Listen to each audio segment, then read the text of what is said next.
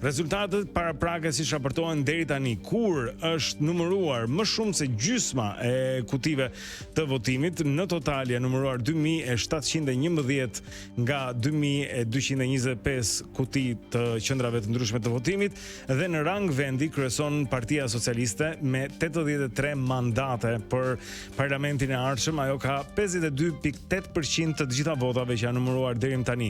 Është ndjekur nga koalicioni për Shqipërinë madhështore.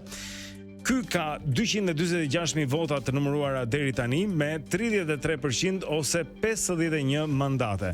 Më tej mandate merr Partia Socialdemokrate, 3 mandate në total me 27.701 vota të numëruara deri tani. Nisma Shqipëria bëhet me 1 mandat, Mundësia e Agron Sheaj gjithashtu merr 1 mandat dhe Lëvizja Bashk po ashtu. Të treja këto forca e marrin mandatin e tyre të vetëm që ka secila në qarkun e Tiranës. Këto janë informacionet e fundit.